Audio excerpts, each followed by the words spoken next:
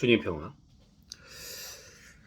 어떤 영상을 하나 봤는데 어떤 유명한 목사님이 그런 말씀을 하시더라고요. 어떤 소녀에게 전도를 했는데 소녀가 목사님은 하느님을 본 적 있느냐? 그랬더니 본 적은 없다. 그러나 마음으로 느낀다. 그랬더니 보지도 못했는데 그게 뭐냐? 그랬더니 넌 그럼 사랑을 본 적 있냐? 본 적이 없다. 하지만 우리가 사랑을 마음으로 느낄 수 있지 않느냐? 뭐 이렇게 전도했다고 얘기를 하시더라고요. 그 말이 어떻게 보면 맞는 말이긴 한데 완전한 말은 아니에요. 마음으로 느끼기만 하면은 그게 진짜 제대로 된 어, 사랑이고 제대로 된 하느님일까요? 마음으로 믿으면 그건 상당히 불완전한 요소입니다. 예를 들어서 사랑을 해요. 내가 누군가를 사랑하는 마음이 생겼어. 나 저 사람 뭔가 내가 진짜 사랑하는 것 같아. 근데 그걸 마음에 품는 동안은 그게 어떤 형상과 되지 않으면, 실질적으로 그 사랑이 드러나지 않으면 그게 진짜 사랑인지 내가 알 수가 없어요. 내가 그 사람을 꺼내 봤는데 봤더니 그 사람을 계속 괴롭히는 거야. 그 사랑의 방법이. 혹은 내 만족만 계속 추구하는 거야. 그 사랑의 방법이. 혹은 그저 성적인 그 육체적인 관계밖에 요구가 없는 거야. 그건 사랑들이 아니잖아요. 그건 진짜 사랑이 아니잖아요. 우리가 알고 있는 참 사랑이 아니잖아요. 반쪽짜리잖아요. 그리고 모든 반쪽짜리는 가짜예요. 진짜가 아니잖아요. 이미테이션이란 게 뭐예요? 99.9% 진품하고 똑같은데 한 끗이 정말 달라서 이미테이션이 되는 거잖아요.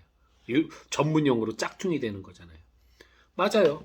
진짜 사랑은 내가 드러내서 보여줘야 돼요. 보여줘야 이 진짜 사랑하는구나 알 수 있어요. 단순합니다. 자녀가 부모가 나를 사랑한다는 걸 아는 거는, 부모가 자녀에게 부모로서의 사랑을 보여줄 때 아이들이 엄마 아빠가 날 사랑하는 걸 아는 거지, 보여주지 않고 있으면 아이 때는 몰라요. 마음으로 아무것도 안 하고 애기가 똥을 싸든 오줌을 싸든 밖에서 사고를 치든 다치든 마음으로는 내가 널 사랑해 그러면서 아무것도 안 해. 그냥 아무것도 안 해봐요. 자식은 평생 부모가 날 사랑한다는 걸 느낄 수 있을까요? 못 느껴요. 사랑은 표현해야 되는 겁니다. 마음에 담아두기만 해선 그게 진짜 사랑인지 가짜 사랑인지 구분할 수가 없어요. 마찬가지입니다. 하나님을 내가 마음으로 믿어요. 근데 이걸 드러내지 않아요. 그럼 그건 가짜 믿음일 수도 있고 거짓 믿음일 수도 있고 오히려 신성 모독이 될 수도 있어요. 드러내봐야 돼요. 표현해봐야 돼요. 내가 지금 마음으로 믿는다는, 마음으로 봤다는 하나님을 내 삶에서 실천해봐야 돼요. 그랬더니 정말 그것이 이웃사랑, 그리고 하느님의 뜻과 말씀이 전해지면서 그 복음이 성장하는 그런 아름다운 어떤 모습으로 드러난다면 내가 믿는 하느님, 내가 본 하느님을 진짜로 믿는다고 볼 수 있겠죠. 하지만 표현해봤더니 단죄를 하고 심판을 하고 누구를 억압하고 억누르고 나만 구원받으려고 하고 나만 행복하려고 하고 기복적으로 흐르고 이런다면 그 내 안에 하느님, 그게 가짜죠. 그래서 마음으로만 믿는 것은 절대로 완전하지가 않아요. 드러내서 확인해 봐야 돼요. 우리가 고해성사 보는 이유가 거기 있잖아요. 내가 마음으로 나는 이게 내가 판단을 하는 거잖아요. 내가 이게 죄고 이건 죄가 아니고. 이렇게 됐을 때 진짜 누군가에게 상처를 줬는데 나 혼자만 그게 괜찮아. 난 그게 상처라고 생각을 안 하는 거야. 그 사람은 너무 고통스러운데 말을 안 했을 뿐인데 내가 몰라. 난 모르니까 난 죄라고 생각을 안 해. 난 그를 위해 나는 축복을 해줬고 그를 도와줬다고 생각을 하는 거예요. 그는 정말 고통을 받았는데 나는 잘했다고 생각을 하겠죠. 근데 하느님은 아시잖아요. 나의 어떤 이기적인 생각이, 그를 생각하고 배려하지 않은 나의 마음이 누군가에게 상처를 줬다? 그러면 그 사람에게 사과를 해야 되고 뉘우쳐야 되는데 내가 그러지 못해요. 고해성사는 바로 그거예요. 내가 그렇게 생각하지 못한 것까지 하나님은 아시기 때문에 내가 그것까지 나 진짜 모르고 그랬는데 그럼에도 불구하고 내가 누군가에게 상처를 주고 어떤 문제를 일으켰어요. 정말 그런 부분을 비록 내가 잘 알지 못하지만 그것까지 아시는 당신께 사죄드립니다 라고 하는 게 고해성사예요. 내가 판단해서 요건 죄고 요건 죄가 아니고 함으로써 내 스스로가 나를 하느님이 용서해야 될 죄를 내가 맘대로 판단해서 용서하는 그런 교만을 저지르지 않게 하기 위해서 우린 고해성사를 하는 거잖아요.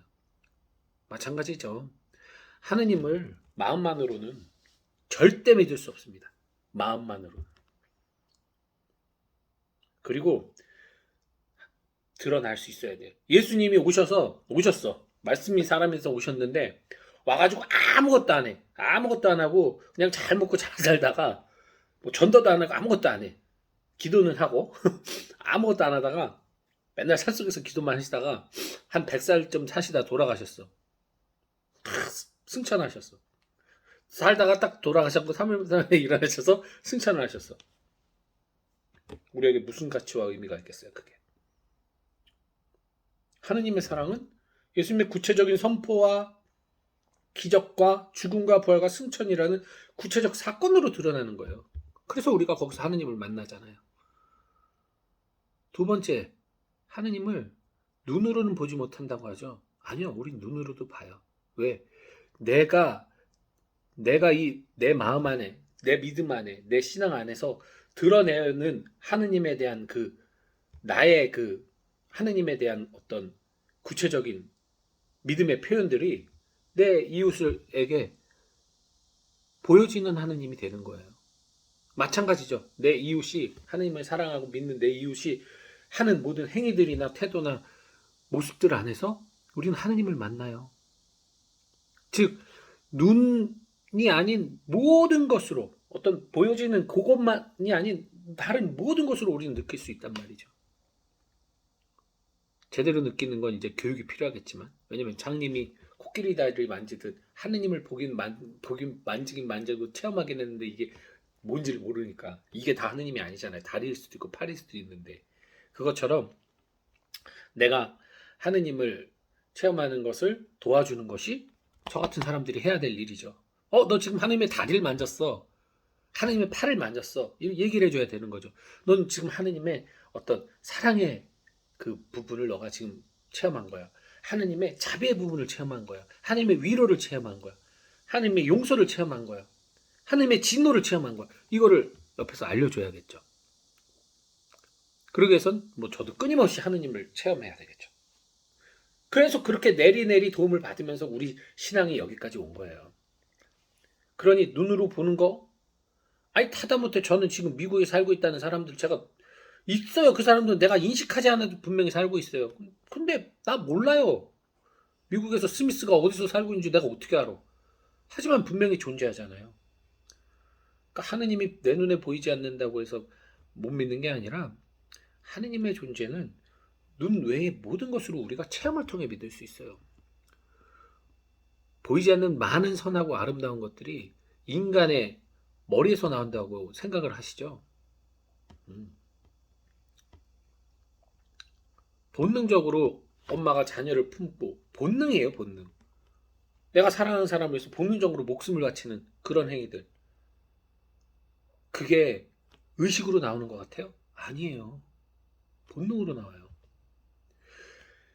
자기 혼자 있을 때는 본능적으로 자기 살기 위해서 사람들이 보통 그걸 해요. 자기 살기 위해서. 보통. 근데 정말 위급한 순간에는 자기 목숨을 바쳐요. 사랑하는 사람을 위해서. 정말 신기하죠. 그러니까 사랑이라는 건 대단한 거예요. 그리고 그것이 하느님에게서 왔다고 우리는 말을 하는 겁니다. 근데 사탄은 그 아름답고 숭고한 사랑을 이상한 사랑들로 많이 세분화시켜서 사랑은 이런 거야, 이런 거야, 이런 거하고 섹션으로 분리시켜가지고 우리로 하여금 완전한 사랑의 하느님을 착각하게 만드는 거죠. 거짓 사랑을 통해서. 그러니까 우리가 그런 식별도 또 필요하다는 거 또 잊지 마시고요. 어쨌든 하느님은 마음으로만 믿는 게 아니라는 거 오늘 드리는 말씀의 핵심입니다. 좋은 하루 되세요. 주님 평안.